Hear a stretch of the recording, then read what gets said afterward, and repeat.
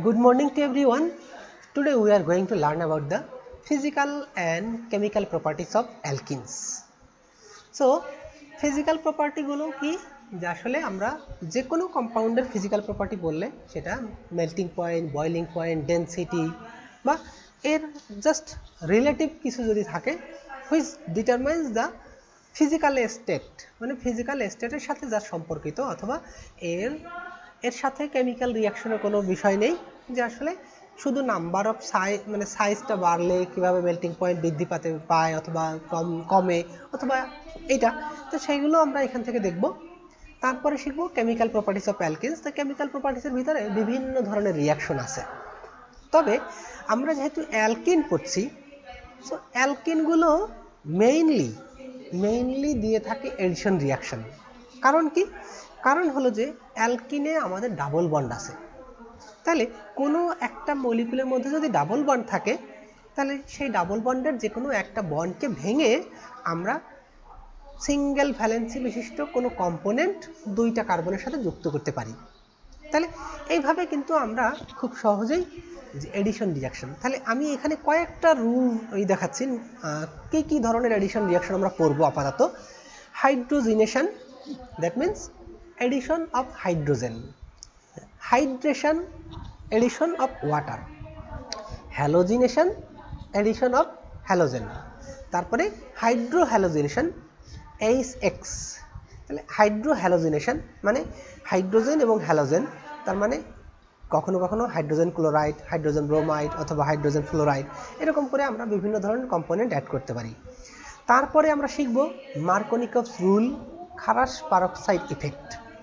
তো মার্কোনিকভস রুল এটা তোমরা পড়ে আসছো, ইভেন এখানে আমি যতগুলো জিনিস মেনশন করছি সবগুলোই তোমরা ইন্টারমিডিয়েটে কম বেশি পড়ে আসছো, বাট আমরা আবার একটু রিপিট করব এবং কারো যদি আগের ক্লাসগুলোতে বা ইন্টারমিডিয়েটে যদি ভালো করে বুঝে না থাকো তাহলে সেগুলোকে আবার একটু ভালো করে বুঝে নেবা। তো সেই জিনিসগুলোই আমরা আবার একটু শিখবো। তাহলে মার্কোনিকভস রুল পড়বো, মার্কোনিকভসের বিপরীত যে রুল আছে সেটাও পড়বো এবং সেই রুলগুলোর মেকানিজমগুলো আমরা শিখব। ওকে, তাহলে let's start from the beginning. Physical properties of alkenes. So অ্যালকিনের ফিজিক্যাল প্রপার্টিগুলো আমরা যে অ্যালকেন চ্যাপ্টার যখন পড়েছিলাম,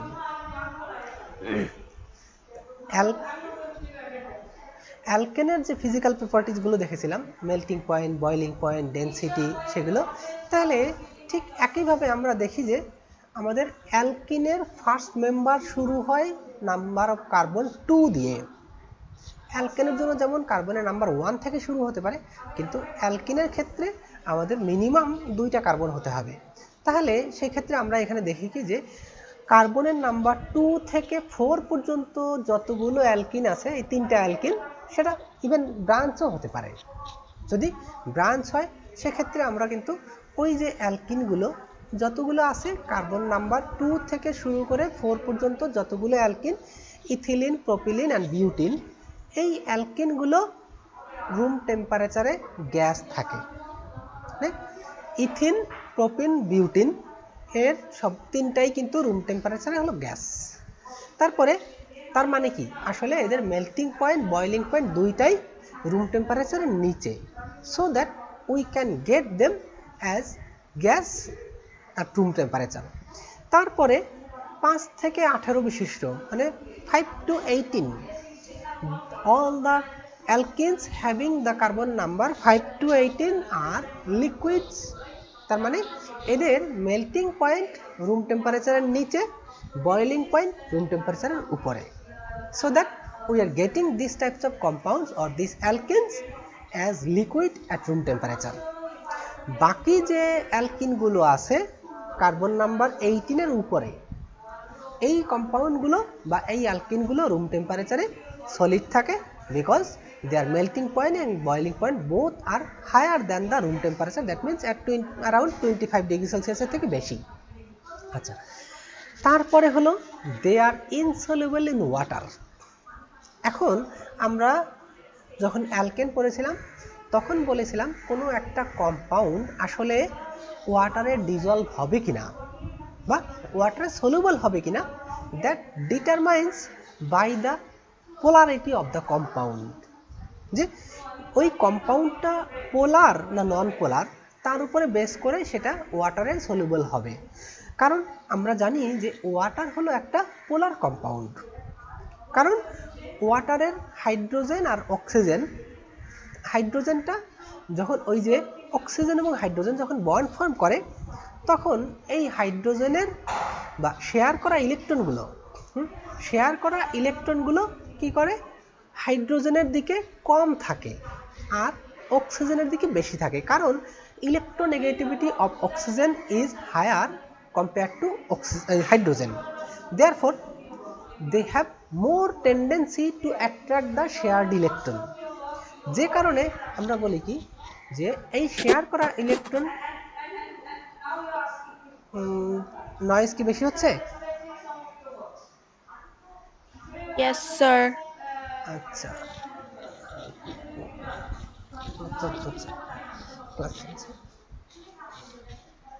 আমি একটা সেকেন্ড।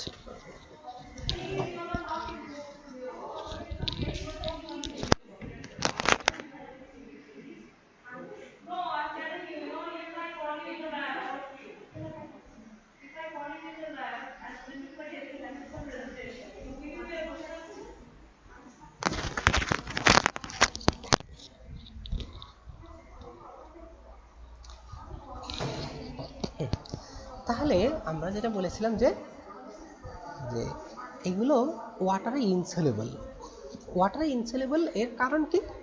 কারণ হলো যে এই কম্পাউন্ডগুলো নন পোলার, আর ওয়াটার যেহেতু পোলার, আমরা আগের ক্লাসগুলোতে বলেছিলাম যে যখন অ্যালকেন পড়েছি সে অ্যালকেনের ক্ষেত্রে বলেছিলাম যে পোলার সলভেন্টের ভিতরে পোলার কম্পাউন্ডগুলো সলিউবল হবে, নন পোলারের ভিতরে নন পোলারগুলো সলিউবল হবে। Simple just. তাহলে আমাদের এই অ্যালকিনটা এটা একটা নন পোলার কম্পাউন্ড, তাহলে এই নন পোলার কম্পাউন্ডের মধ্যে যেগুলো আছে অর্গানিক সলভেন্ট, এই যে insoluble in water but are soluble in organic solvent such as ethers, alcohols and carbon tetrachloride. মানে এই অ্যালকোহলগুলো মানে হাইলি পোলার না, পার্শিয়ালি পোলার। তো যে কারণে মানে পোলারিটি যদি কম্পারেবল হয় সেই ক্ষেত্রে আমরা ওই কম্পাউন্ডটা ওই সলভেন্টের মধ্যে সলিউবল করতে পারবো। তাহলে যদি সিম্পলি বলি যে alkanes are not soluble in water but soluble in some organic solvents like as ethers, alcohols or carbon tetrachloride. কারণ এই যে এই কম্পাউন্ডগুলো নন পোলার মানে পার্শিয়ালি পোলার, কখনো কখনো পার্শিয়ালি পোলার। আসলে এক্স্যাক্টলি নন পোলার হয় কখন? যখন কোনো একটা কম্পাউন্ডের মধ্যে, যেমন অক্সিজেন মলিকুল যদি বলি, অক্সিজেন মলিকুল অথবা নাইট্রোজেন মলিকুল, কারণ এই যে নাইট্রোজেন মলিকুল একটা নাইট্রোজেন আর একটা নাইট্রোজেন এক্স্যাক্টলি ইকুয়ালি শেয়ার করছে, তখন কিন্তু এটা 100% বা exactly we can say this is a non polar compound. কিন্তু যদি দুইটা ডিফারেন্ট কম্পোনেন্ট, যেমন হাইড্রোজেন আর ক্লোরিন অথবা হাইড্রোজেন আর ব্রোমিন, তাহলে এইরকম করে যদি দুইটা ভিন্ন কোনো কম্পোনেন্ট দিয়ে একটা মলিকুল তৈরি হয়, তাহলে আমরা দেখিনি আজ পর্যন্ত কোনো দুইটা এলিমেন্টের ইলেকট্রোনেগেটিভিটি এক্স্যাক্টলি সেম। সেক্ষেত্রে এদের মধ্যে ন্যূনতম কোনো ডিফারেন্স থাকবে, so that we will get at least minimum amount of polarity, but that if the difference between the electronegativity is very large, in that case we can consider that the compound will be highly polar. So highly polar, যেমন এই যে ওয়াটারের কথা বলেছি, water is a very polar or highly polar compound. Similarly আরও অনেক compound আছে। বিশেষ ক্ষেত্রে আমরা আয়নিক যে কম্পাউন্ডগুলো definitely we can consider this are polar compounds. তো সেক্ষেত্রে এই আয়নিক কম্পাউন্ডগুলোকে আমরা এই ইসের মধ্যে মানে অ্যালকিনগুলোকে আয়নিক কোনো কম্পাউন্ডে আমরা সলিউবল করতে পারবো না, ইভেন নট ইন ওয়াটার। আচ্ছা, তাহলে সলিউবিলিটি হলো। তারপরে দেখি দে আর লাইটার দ্যান ওয়াটার, মানে কি যে এইগুলো পানির থেকে হালকা। এর কারণ হলো তাদের ডেনসিটি ওয়াটারের থেকে কম। তাহলে কোনো একটা সাবস্ট্যান্স পানিতে ভেসে থাকবে না পানিতে ডুবে যাবে, that can be determined easily by the value of density. তাহলে কোনো একটা সাবস্ট্যান্স আসলে পানিতে ভেসে থাকবে না কি হবে সেটা আমরা তার ডেনসিটি দিয়ে দেখতে পারি। এখন দেখো এইখানে আমাদের কয়েকটা নাম্বার আছে, ethylene, propylene, butene, two butene, 1 butene, 2 butene, 2 methyl propene, এরকম বিভিন্ন কম্পাউন্ড আছে। সবগুলো কম্পাউন্ডের ডেনসিটি দেখো, ডেনসিটি 0.56, 0.6, 0.6। তাহলে এর ডেনসিটি কিন্তু কোনোটার ডেনসিটি 1 এর কাছাকাছিও যাচ্ছে না। 1, তাহলে আমরা জানি ওয়াটারের ডেনসিটি হলো 1 গ্রাম পার মিলিলিটার, এরকম করে। তাহলে 1 গ্রাম পার মিলিলিটার এটা যদি হয় 1 গ্রাম পার কিউবিক সেন্টিমিটার সেটাও বলতে পারি, অথবা 1 গ্রাম পার মিলিলিটার। তাহলে গ্রাম পার, এখানে ডেনসিটি গ্রাম পার মিটার কিউব না, এটা হবে গ্রাম পার সিএম কিউব। যাই হোক, তাহলে সেক্ষেত্রে আমরা এভাবে যদি বলি ইথিলিন, আচ্ছা এটা মনে হয় গ্রাম পার মিটার কিউবই হবে। কারণ কি আমি একটু দেখি এটা আসলে কি ছিল।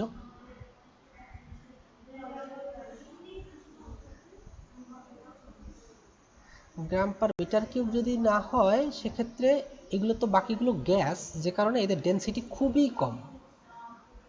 আচ্ছা না, এই ইউনিটটা নেই, but gram per metre cube হবে, কারণ ডেনসিটিটা আমরা সবসময় এইভাবে বলি। তাহলে সেক্ষেত্রে ওয়াটারের ডেনসিটি হলো 1000, তাই না?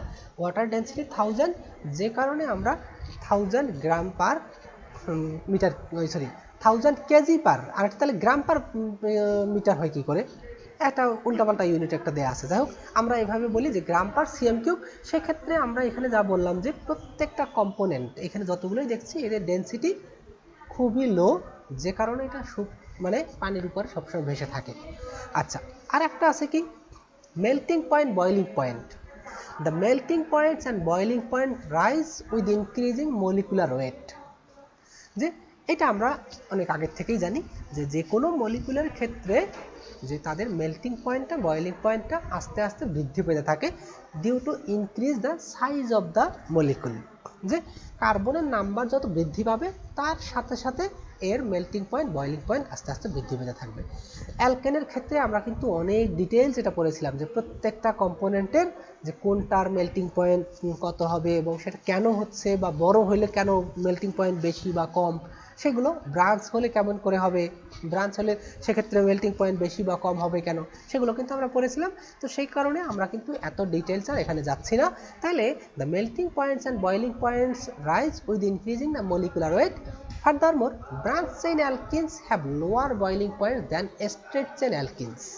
মানে কোনো একটা কম্পাউন্ড যদি ব্রাঞ্চ বেশি থাকে তাহলে সে ব্রাঞ্চের মেল্টিং পয়েন্ট, বয়লিং পয়েন্ট, তাহলে ব্রাঞ্চের বয়লিং পয়েন্টটা কম থাকবে।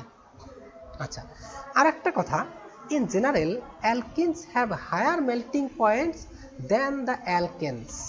এইটা একটু কন্ট্রাডিক্টরি, এটা কিন্তু তোমাদেরকে একটু মনে রাখতে হবে।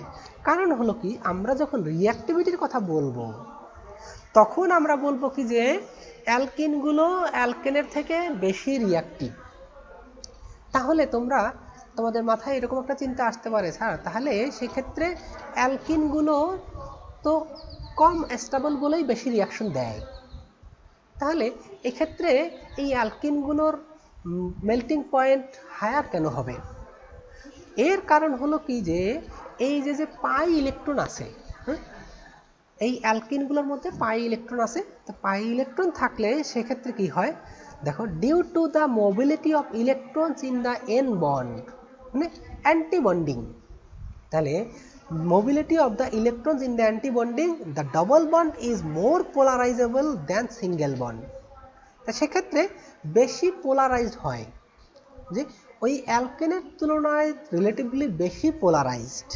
তো এইখানে এই যে শেয়ার করা পাই ইলেকট্রন যেগুলো থাকে সেই পাই ইলেকট্রনগুলো অ্যান্টি বন্ডিংয়ের দিকে থাকে। This permits the ready formation of induced dipoles in alkenes molecules which are responsible for stronger intermolecular forces. তাহলে এই যে আমরা বললাম দুইটা মলিকুল আসলে মেল্টিং পয়েন্ট বা বয়েলিং পয়েন্ট এটার মানেটা কি, যে দুইটা ভিন্ন মলিকুলের মধ্যে যে অ্যাট্রাকশন ফোর্সটা আছে সেইটাকে ওভারকাম করা। তার মানে যে মনে করো মেল্ট করতে গেলে আমাদের কি করতে হবে, সলিড যে সাবস্ট্যান্স আছে দুইটা মলিকুলের মধ্যে অ্যাট্রাকশন ছিল, এরকম মনে করো দুইটা মলিকুল আছে, সেই দুইটা মলিকুলকে আমরা কি করতে চাই, we want to separate it like this way. তাহলে এই যে মলিকুলগুলোর মধ্যে যে ইন্টারমলিকুলার অ্যাট্রাকশন ছিল, এই অ্যাট্রাকশন ফোর্সটাকে আমাদেরকে ওভারকাম করতে হবে। তো এখন বেশি ইলেকট্রন বন্ডিংয়ে থাকার কারণে সেক্ষেত্রে ওরা কী করছে, ওই শেয়ার করা পাই ইলেকট্রনগুলো বেশি পোলারাইজড হয়ে যাচ্ছে। পোলারাইজড হলে সেক্ষেত্রে এই যে মলিকুল আর দুইটা মলিকুলের মধ্যে অ্যাট্রাকশন ফোর্সটা রিলেটিভলি বেশি হয় কম্পেয়ার টু সিঙ্গেল বন্ড। মানে অ্যালকেনের জন্য যতটা স্ট্রংলি থাকে তার থেকে, মানে অ্যালকেন হলো অ্যালকেন ওর নিজের যে মলিকুলটা মানে টেট্রাহেড্রাল স্ট্রাকচার, এই টেট্রাহেড্রাল স্ট্রাকচারটা কিন্তু স্ট্রং। তা টেট্রাহেড্রাল স্ট্রাকচার স্ট্রং হওয়ার কারণে এই অ্যালকেন মলিকুল পাশের আরেকটা অ্যালকেন মলিকুলের সাথে এতটা বেশি ইন্টারাকশন করে না। কিন্তু অ্যালকিনের ক্ষেত্রে কি হয়, একটা অ্যালকিন মলিকুল আর একটা অ্যালকিন মলিকুলের সাথে মোর পোলারাইজড ইন্টারাকশন হয়, যে কারণে তাদের বয়েলিং পয়েন্টটা বা মেল্টিং পয়েন্টটা রিলেটিভলি হায়ার হয় কম্পেয়ার টু দ্য অ্যালকেনস। বুঝতে পারলা কেন ওদের মেল্টিং পয়েন্ট বয়েলিং পয়েন্ট বেশি হয় কম্পেয়ার টু অ্যালকেনস? জি স্যার। আচ্ছা ঠিক আছে, থ্যাংক ইউ।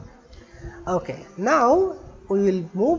আচ্ছা এই যে দেখো যে চার্টটা দেখাইছি, সেই চার্টের মধ্যে আমাদের আছে কি যে boiling point, melting point, density. তো সেটা আমরা দেখেছি যে যত আমরা নাম্বার অফ কার্বন, তাহলে এখানে দুইটা কার্বন আছে, তার boiling point -103, boiling melting point -169। তাহলে এখন এইখান থেকে যদি আমরা 3 নাম্বার কার্বনে চলে যাই বা 4 নম্বর কার্বনে, তাহলে 4 নম্বর কার্বনের জন্য 2 বিউটিন বা 1 বিউটিন, 1 বিউটিনের জন্য 4 নম্বর কার্বন। তাহলে দেখো এইটার বয়েলিং পয়েন্ট ছিল -103 অথবা -104 ধরতে পারো, -104, আর এখানে হলো -6.5। তার মানে এটা অনেক বেশি higher boiling point. Melting point ঠিক একইভাবে -169, আর এটা হলো -130। আচ্ছা, তাহলে মেল্টিং পয়েন্ট আর এটারও মেল্টিং পয়েন্ট, দুইটার মেল্টিং পয়েন্ট আমরা যখন দেখি যে নাম্বার অফ কার্বন যত বেশি হবে তার মেল্টিং পয়েন্ট বা বয়েলিং পয়েন্ট তত বেশি বৃদ্ধি পাবে। আর একটা কম্পেয়ার করে দেখো যে ব্রাঞ্চের ক্ষেত্রে বলেছি, ব্রাঞ্চের ক্ষেত্রে ব্রাঞ্চ যদি কোনো কম্পাউন্ড থাকে তাদের বয়েলিং পয়েন্ট কি হবে, কম হবে। তাহলে দেখো এই হলো বয়েলিং পয়েন্ট ব্রাঞ্চের জন্য, এই হলো 2-মিথাইল প্রোপিন, এখানে 4টা কার্বন আছে, এইখানেও 4টা কার্বন আছে। তাহলে এই যে 4টা কার্বন আছে এর বয়েলিং পয়েন্ট হলো 1.4 degree Celsius, that means positive.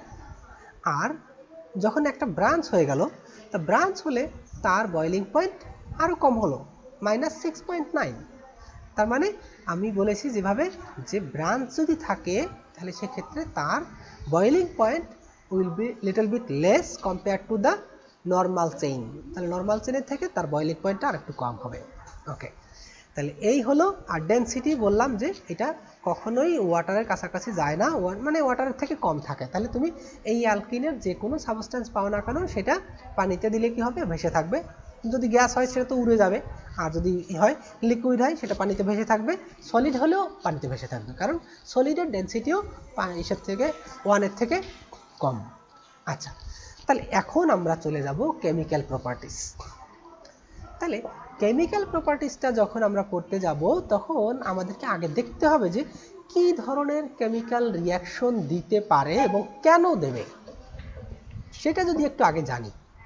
মনে করো এই যে একটা অ্যালকিন আছে, এটা ইথিন, আর এই যে আর একটা অ্যালকিন, এই দুইটা অ্যালকিনে দুইটা ভিন্ন ধরনের বিষয় আছে।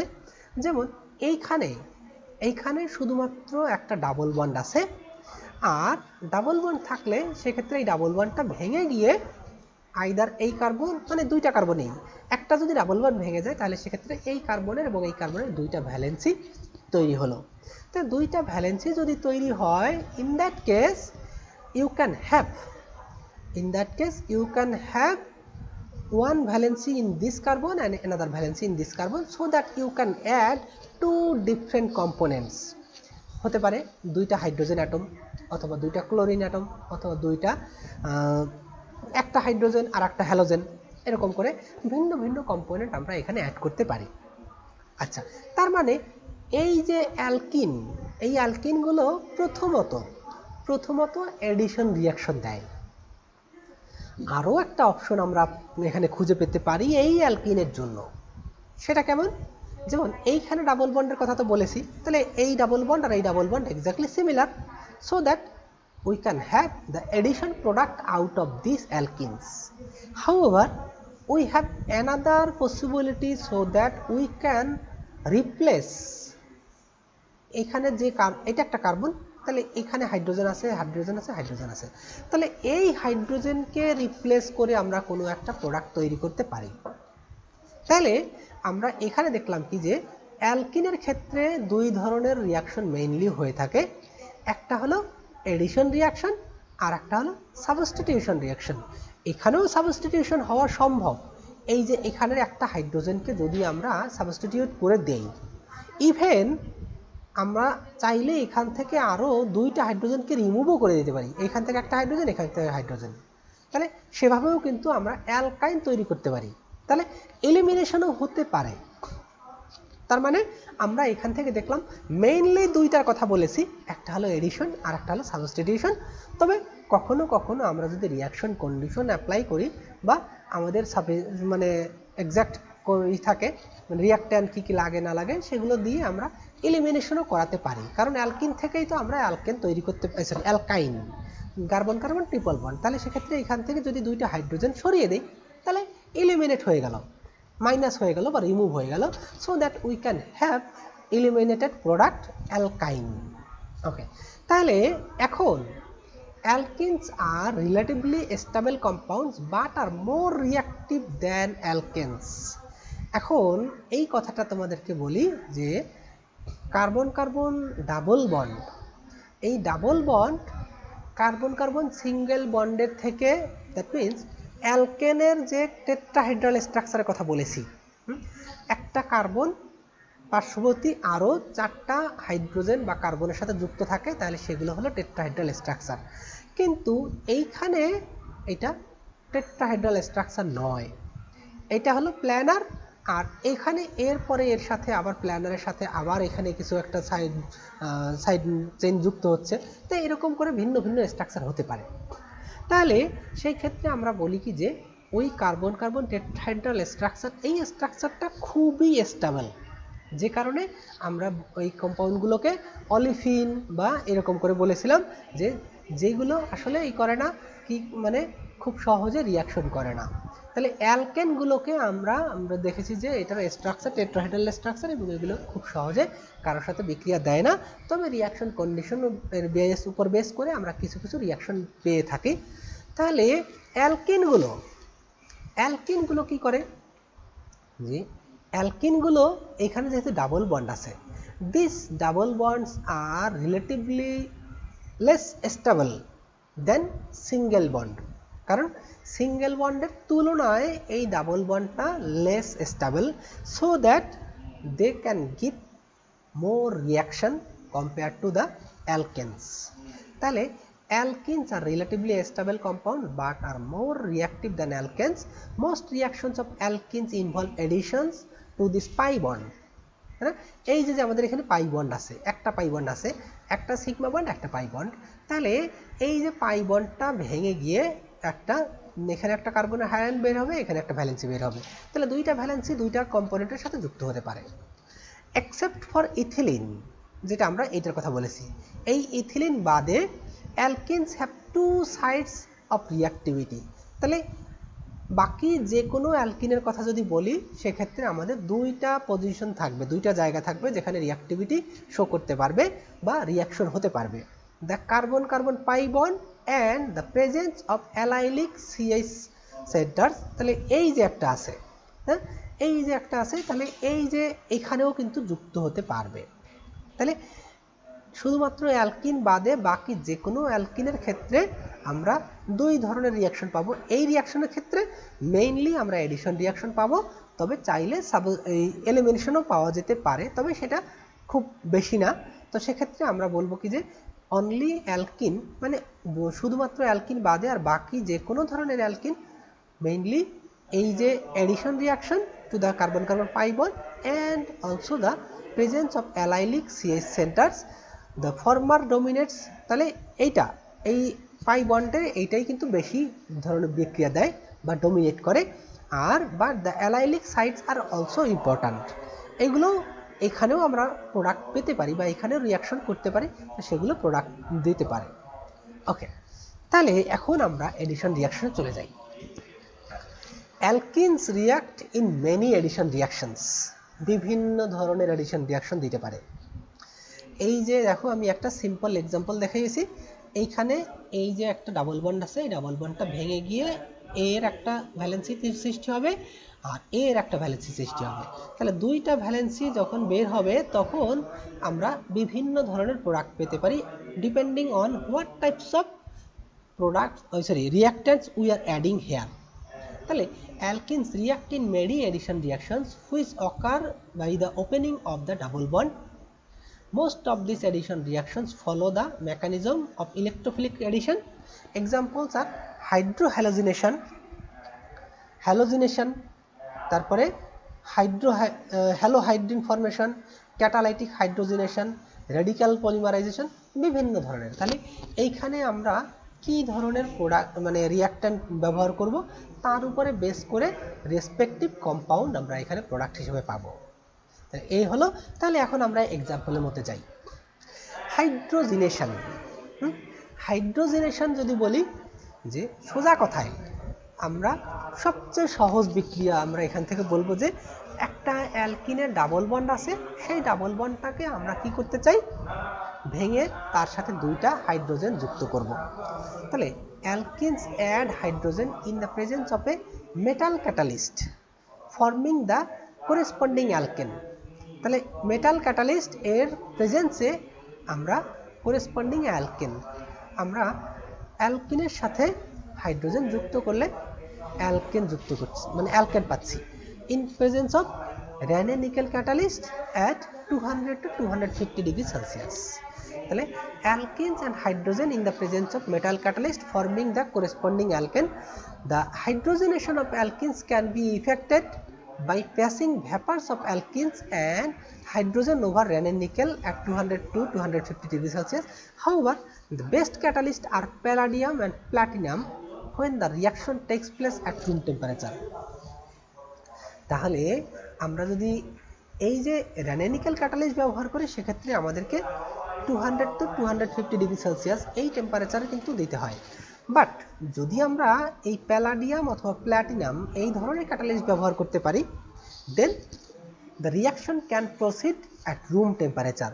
সেক্ষেত্রে আমাদেরকে এই হিট দেওয়া বা এত এক্সট্রা হিটে কাজ করতে হয় না, so that the effectivity of that catalyst is much better than এই যে র্যানে নিকেল ক্যাটালিস্টের থেকে। আচ্ছা, তবে প্যালাডিয়াম এবং প্ল্যাটিনাম এগুলো খুবই এক্সপেন্সিভ, যে কারণে আসলে এগুলো ক্যাটালিস্টগুলো ইউজ করা মাঝে মধ্যে হয় না, সম্ভব হয় না, যে কারণে আমরা কখনো কখনো হয়তোবা এই নিকেল ক্যাটালিস্টও ব্যবহার করতে পারি। হাইড্রেশন। হাইড্রেশন মানে যে এডিশন অফ ওয়াটার, কোনো একটা বিক্রিয়ায় পানি যুক্ত করা মানেই হলো হাইড্রেশন। তাহলে এখানে hydration, the addition of water across the double bond of alkenes yields alcohols. খুবই সিম্পল, যে এই যে একটা ডাবল বন্ড আছে, এই ডাবল বন্ডের একটা যদি ভেঙে যায়, ভেঙে গেলে আর এইখানে এই যে হাইড্রোজেন, এই ওয়াটারটাকে আমরা HOH এভাবে লিখতে পারি, হাইড্রোজেন বন্ড OH। তাহলে সেক্ষেত্রে এই ডাবল বন্ডটা ভেঙে গিয়ে একটা জায়গায় হাইড্রোজেন যুক্ত হলো আর একটা জায়গায় OH যুক্ত হলো। তাহলে কি হলো, CH3 and CH2OH। তাহলে সরাসরি আমরা এই যে অ্যালকিনকে হাইড্রোলাইসিস করলে সরাসরি আমরা অ্যালকোহল পেতে পারি। তাহলে hydration, the addition of water across the double bond of alkenes yields alcohol. The reaction is catalyzed by phosphoric acid or sulfuric acid. যে আমরা যখন অ্যালকিনের সিনথেসিস পড়েছিলাম, অ্যালকিনের সিনথেসিস পড়েছিলাম, সেখানে একটা রিয়াকশন দেখিয়েছিলাম যে অ্যালকোহলকে যদি আমরা অ্যালকোহল থেকে 1 মলিকুল ওয়াটার যদি রিমুভ করতে পারি in presence of sulphuric acid, তাহলে কিন্তু আমরা অ্যালকিন তৈরি করতে পারি। তাহলে ঠিক একই রিয়াকশন আমরা উল্টোভাবে করছি। আগে সালফিউরিক অ্যাসিড এই করে মানে সালফিউরিক অ্যাসিড দিয়ে কনসেন্ট্রেটেড সালফিউরিক অ্যাসিড ছিল, সেই কনসেন্ট্রেটেড সালফিউরিক অ্যাসিড দিয়ে অ্যালকোহল থেকে কি করছি 1 মলিকুল ওয়াটার সরিয়ে দিয়েছি। হয়ে গেল কি